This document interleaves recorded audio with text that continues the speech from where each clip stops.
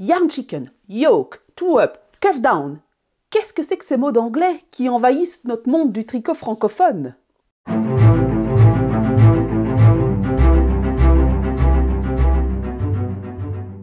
Bonjour à tous, bonjour à toutes. Ici c'est Christelle Nioul, Cristal Elka, designer tricot, et ceci n'est pas un podcast. Aujourd'hui, ce ne sera pas un podcast. Aujourd'hui, je vais vous parler anglais. Pourquoi est-ce que je vais vous parler anglais aujourd'hui? Eh bien, il faut savoir qu'il y a eu un changement de donne au niveau du monde du crafting. Donc du monde, crafting c'est un mot anglais, du monde créatif. Lorsqu'on a eu Internet déjà, et puis lorsque Ravelry est arrivé. Alors Ravelry, ça a permis de mutualiser énormément de patrons qu'on trouvait sur des blogs, qu'on trouvait dans des magazines, mais ça a permis de mutualiser, c'est une énorme base de données, plein de créateurs, plein de tricoteurs, plein de crocheteurs, donc plein de gens du monde créatif, et en faire une plateforme commune. Donc on est à quelque chose comme 8 millions, 9 millions d'utilisateurs quand même sur cette plateforme-là, et évidemment c'est une plateforme américaine, anglophone, et donc ça a teinté, mine de rien, les utilisateurs, ça a teinté le langage des utilisateurs tricot, crochet, art du fil, dans leur langage commun. Alors vous remarquerez que dans les gens que vous écoutez sur YouTube, que vous regardez sur Instagram, que vous rencontrez en salon, il y en a beaucoup qui utilisent des mots anglais pour pouvoir parler de quelque chose. Alors non, ça n'est pas que les expressions. Donc aujourd'hui, j'ai voulu faire un petit résumé de quelques mots. Et je vous mets au défi, vous qui ne parlez pas anglais, vous qui n'avez jamais abordé un patron en anglais, de cette année, vous y mettre à faire un patron en anglais. Parce que vous allez ouvrir vos perspectives. Il faut savoir que beaucoup de designers nordiques, qui parlent norvégien, suédois, finlandais, danois, utilisent l'anglais pour diffuser leurs patrons. Moi, j'utilise l'anglais pour diffuser mes patrons. Il y a des Russes qui utilisent l'anglais pour diffuser leurs patrons. Donc il faut savoir que dans le monde du tricot, en tant que designer, dans beaucoup de cas, on utilise l'anglais parce que ça nous permet de toucher un public et donc d'amener notre culture tricot, parce qu'il y a une culture française tricot, une culture européenne tricot, où nous amenons cette façon de voir, notre façon de voir la mode, notre façon de voir les choses à d'autres personnes. Et l'inverse est vrai, c'est-à-dire que quand vous tricotez du petit knit, vous allez tricoter une vision scandinave du tricot et non pas quelque chose qui entre dans votre façon de voir. Si vous tricotez du Stephen West, vous allez tricoter une façon de voir le tricot. Vous tricotez du Cristal Elka, vous allez tricoter une façon de voir le tricot qui est influencée par notre culture. Donc tout ça pour en revenir à quand vous fréquentez quelqu'un, que vous faites des salons de laine, vous allez avoir des personnes qui vont vous dire certains mots que vous ne comprenez peut-être pas. Ou moi, par exemple, ça m'arrive régulièrement d'utiliser des mots anglais, parce que l'équivalent en français n'existe pas, et d'émailler mes podcasts de ces mots anglais. Donc, voilà, je vous mets au défi, vous qui n'avez jamais fait de patron en anglais, de vous donner cette année pour faire un patron en anglais. Je me suis même dit que ce serait bien, en fait, de vous offrir 5 patrons aux personnes qui auront abordé le sujet d'un patron en anglais, qui auront fait leur patron en anglais, qui auront donc fait un projet avec un patron en anglais, quel que soit le projet. Ça peut être un pull, ça peut être un châle, ça peut être une paire de chaussettes, peu importe, et qui auront dit, voilà, moi je veux faire un patron en anglais, et voilà, je me lance, c'est la première fois. Il existe des lexiques sur Internet pour pouvoir apprendre à tricoter en anglais. Et vous n'êtes pas obligé de comprendre l'anglais pour pouvoir tricoter en anglais. C'est du code, je le répète et je le répète et je le répète. Des dizaines de fois, c'est du code. Une fois que vous avez compris le code, à part les quelques phrases qui sont dans le texte pour vous expliquer comment, par exemple, coudre les manches ou comment ajouter les manches au pull ou peu importe, eh bien, la majorité du temps, c'est du code. Donc, et les petites phrases que vous avez qui émaillent le patron, vous pouvez tout à fait les copier-coller, les mettre dans DeepL, parce que DeepL est un moteur de traduction qui est vraiment très très puissant, ou simplement demander de l'aide pour qu'on vous aide à traduire, et vous allez voir qu'en fait, il y a des termes qui reviennent en permanence. Alors on a tous une façon d'écrire qui est plus ou moins différente, mais il faut reconnaître que les patrons en anglais sont beaucoup moins verbieux, il y a beaucoup moins de blabla que dans les patrons en français, et donc c'est beaucoup plus simple, parce que c'est beaucoup plus structuré, c'est beaucoup plus cadré, c'est beaucoup plus codé, tout simplement, et donc franchissez ce pas-là, je vous assure, vous allez ouvrir vos perspectives. Donc voilà, c'est un objectif pour l'année 2024 pour vous qui ne tricotez jamais en anglais. Et pour ceux qui tricotent en anglais et qui m'écoutent, pourquoi pas vous mettre au finnois, au danois, au suédois ou autre. Voilà, en allemand, pourquoi pas. Allez, c'est l'occasion. Essayez peut-être de voir d'autres perspectives. Moi, j'ai trouvé un patron en finnois de paire de chaussettes. Eh bien, je vais essayer de voir. Il n'y a pas de traduction en anglais, il n'y a pas de traduction en français. Je vais essayer de voir si je ne peux pas le faire. Donc ça, c'est mon objectif, c'est d'essayer de commencer à travailler des patrons scandinaves, suédois, danois, norvégiens, finnois, et de voir un peu comment ils écrivent leurs patrons et de pouvoir décoder. Pourtant, je ne parle pas du tout aucune de ces langues. Je parle un petit peu de néerlandais et je retrouve des traces de néerlandais dans le suédois, par exemple, mais ça reste des traces. Et c'est surtout à l'écrit, parce que l'oral, ça n'a rien à voir.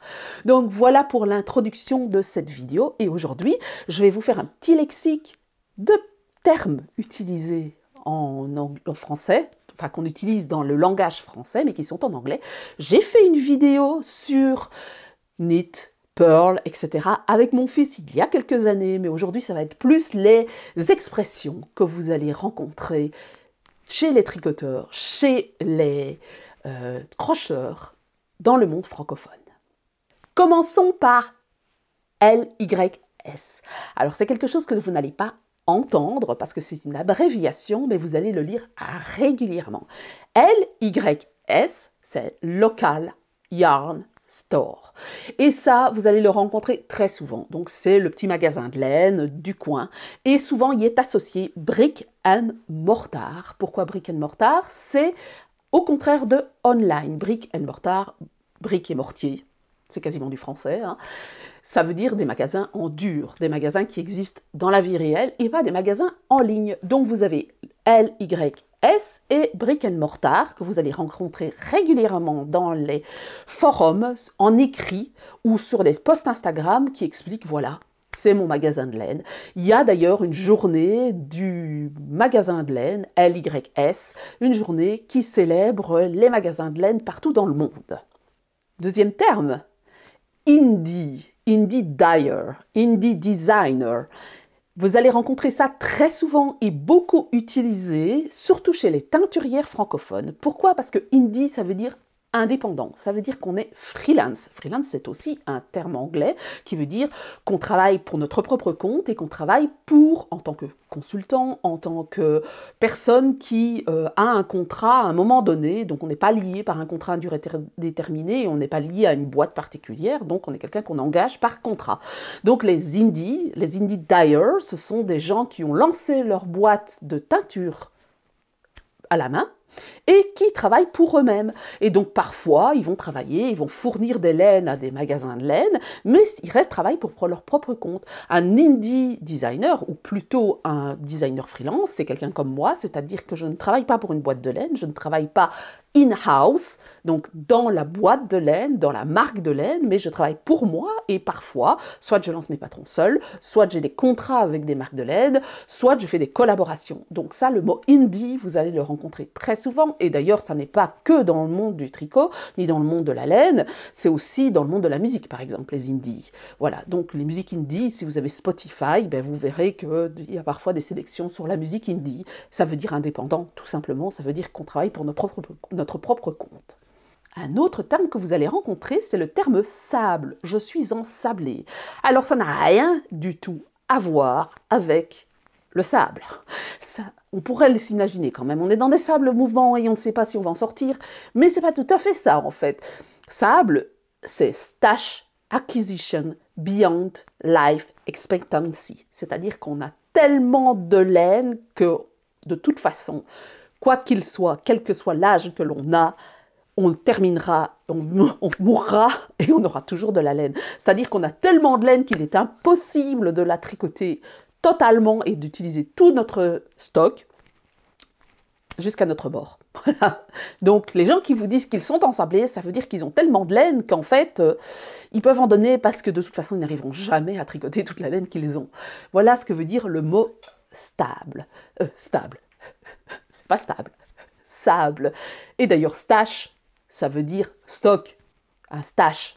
Yarn stash, c'est une cachette. En fait, c'est l'endroit où vous avez, vous planquez votre laine. C'est la planque, en fait. C'est le trésor, le truc que vous cachez, là, que vous mettez dans un coin que personne ne sait. C'est ça le stash, en fait. Yarn stash, ça existe aussi dans les jeux de rôle, ça existe aussi dans les jeux de rôle online, et même pas qu'online, on a un stash. C'est-à-dire que vous avez vos armes et votre truc, vous planquez bien ça aux yeux de tout le monde, et personne ne doit savoir ce qu'il y a dedans. C'est ça le stash. C'est votre petite planque. On pourrait dire stock, mais le stock, en fait, c'est plus quelque chose qu'on va voir aux yeux, et enfin, tout le monde peut le voir. Le stash, vous savez, vous avez un mari qui ne sait pas trop ce qu'il a. C'est le truc que vous avez planqué en dessous du canapé ou en dessous de votre lit.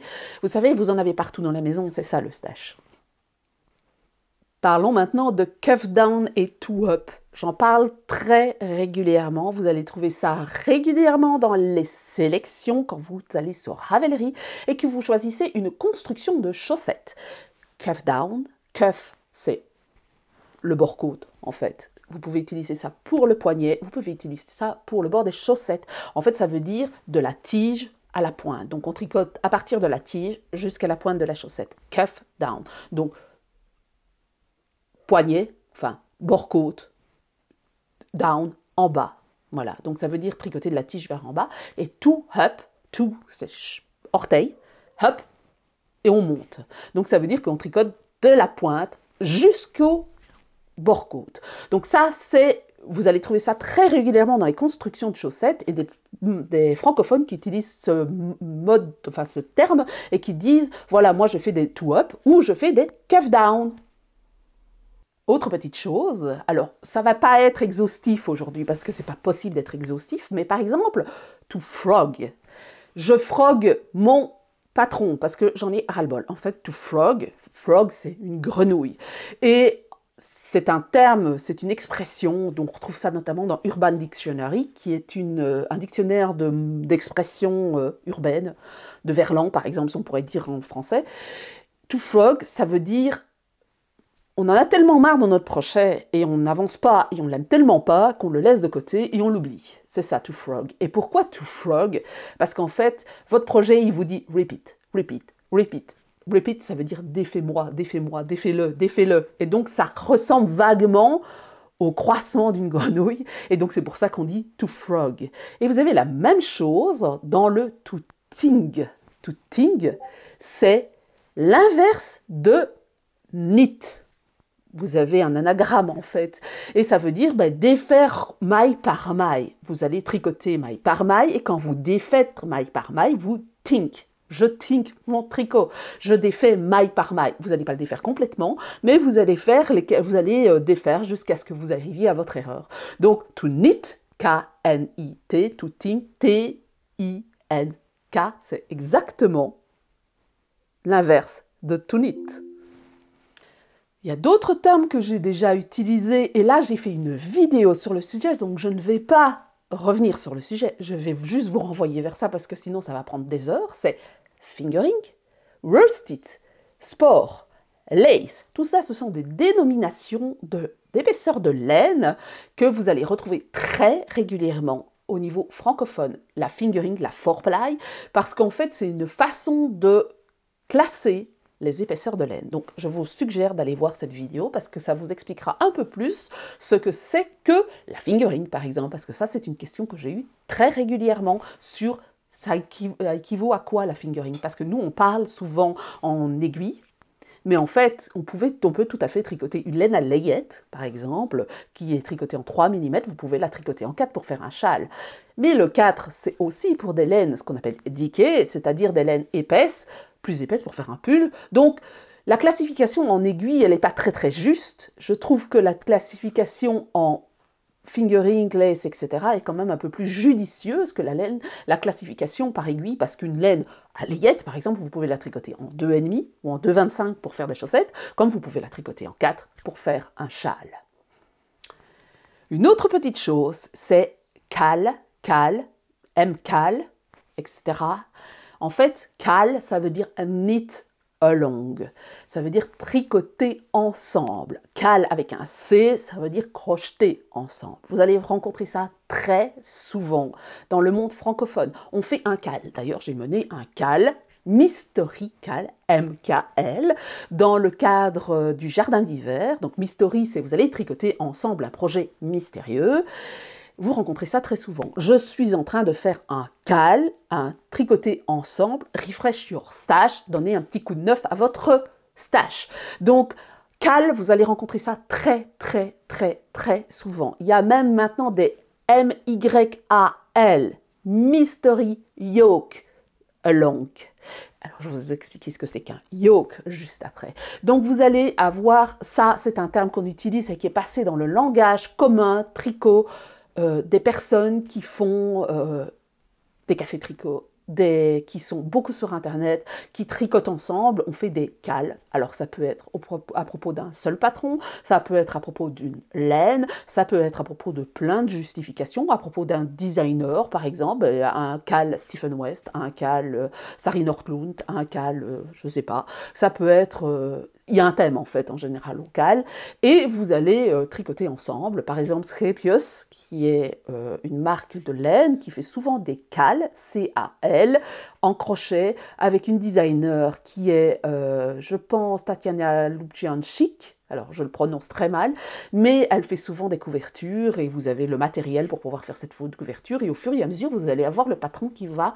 vous allez avoir des morceaux de patron je pense que c'est toutes les semaines, et vous allez faire votre couverture. Donc ça, c'est quelque chose qu'ils font tous les ans. Donc c'est quelque chose qui est rentré dans le langage commun francophone.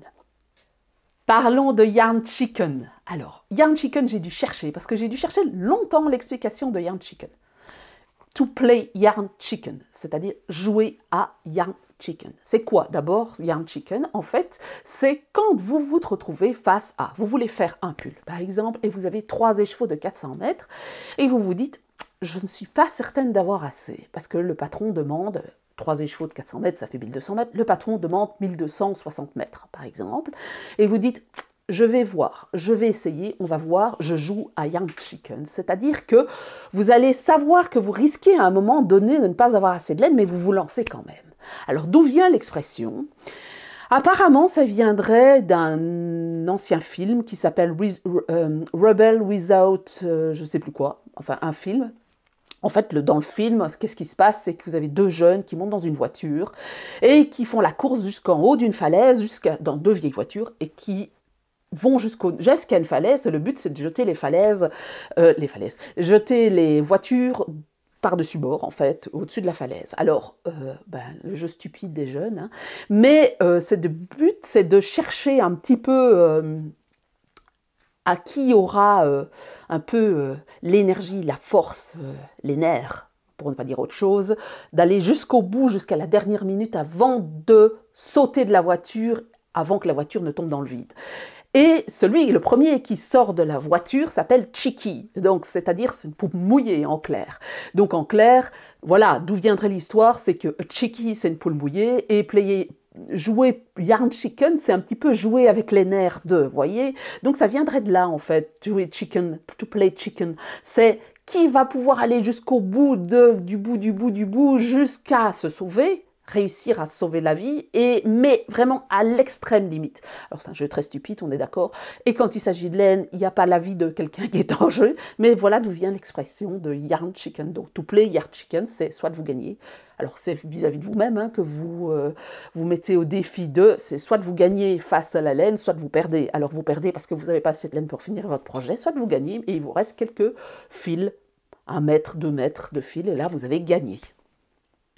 Une autre chose que vous allez rencontrer très souvent, c'est Garter Stitch et Stockinette Stitch. C'est très fréquent. Garter et Stockinette, c'est point mousse et jersey. Alors là, moi je ne les utilise pas en français parce qu'il existe l'équivalent en français. Tout le monde sait ce que c'est que du point mousse.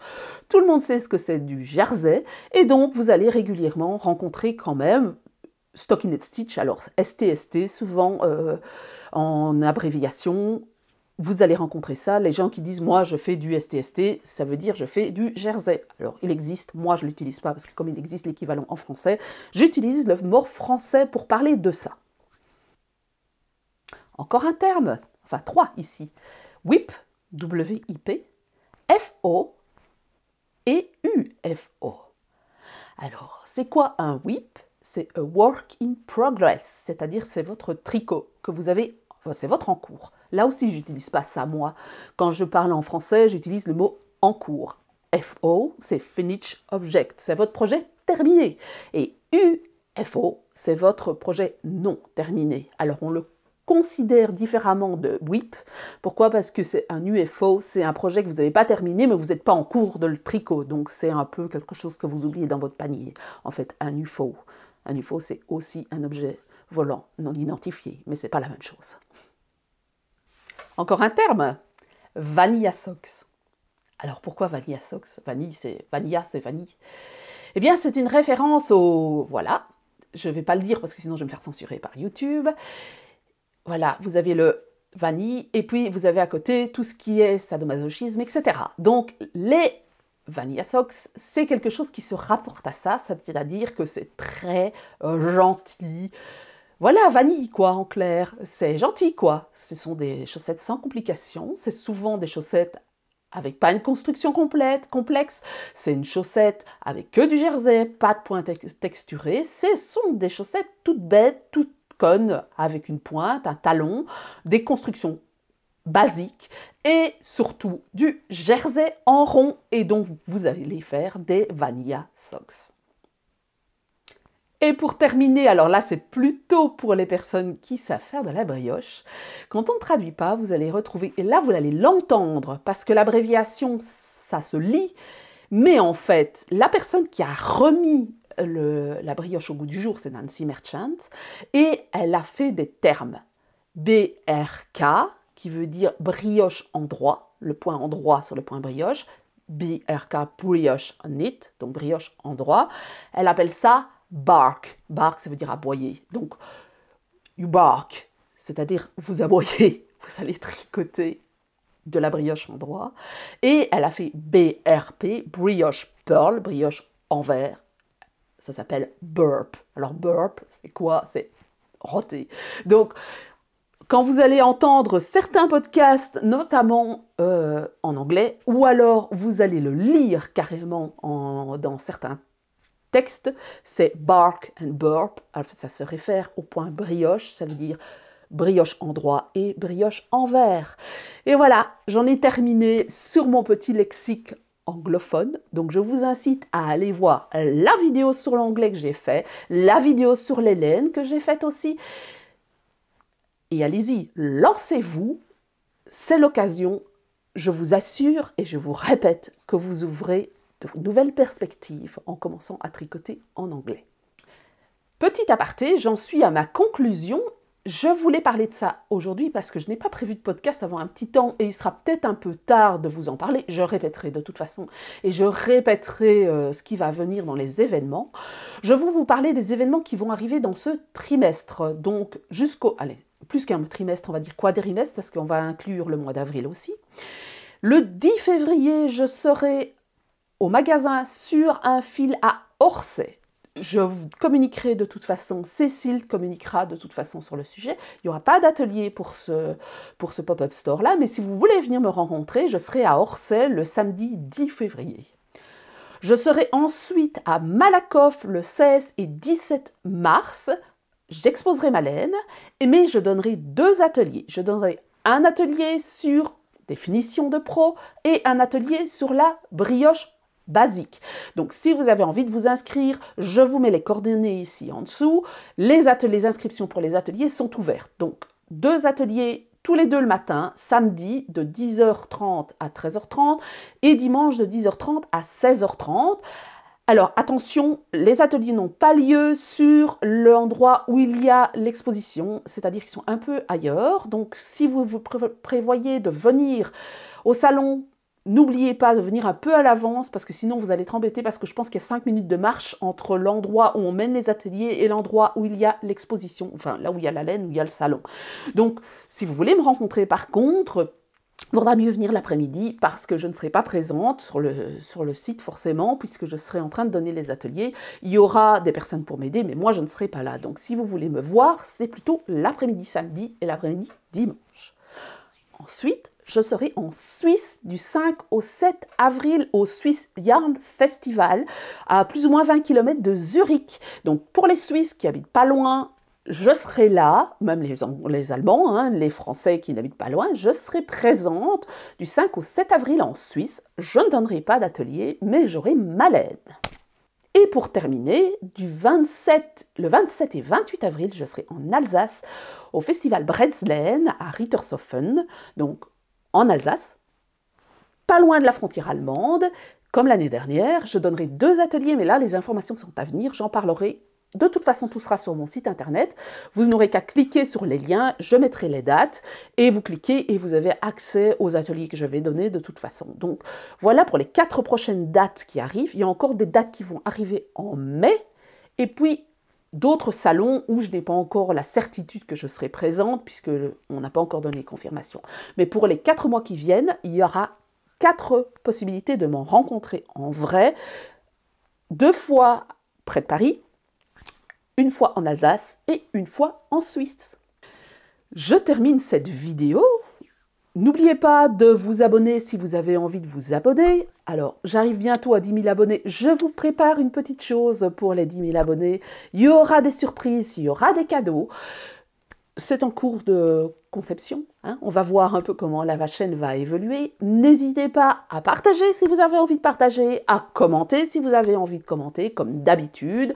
N'hésitez pas non plus à en parler autour de vous. Si vous avez envie de participer à la chaîne et nourrir la chaîne, il y a un lien Ko-fi, il y a un lien PayPal, il y a la possibilité de mettre un thanks sur YouTube. Voilà, vous n'êtes pas obligé, je le dis toujours, hein, moi je reste ouverte et je ne veux pas fermer les informations à qui que ce soit, donc vous n'êtes pas obligé de donner, mais si vous avez envie de donner, vous pouvez, ça m'aide à faire avancer la chaîne, à acheter du matériel. Que dire de plus? On se retrouve la semaine prochaine. La semaine prochaine, ce sera un autre thème. Je vous parlerai un peu plus de Ravelry aussi dans les jours qui viennent, enfin dans les semaines qui viennent, pour pouvoir vous commencer à appréhender ceux qui ne savent pas du tout comment se servir de Ravelry. C'est l'occasion. Je vous ferai une petite vidéo sur le sujet. Je ferai des vidéos aussi sur le crochet. Et ce sera à la semaine prochaine.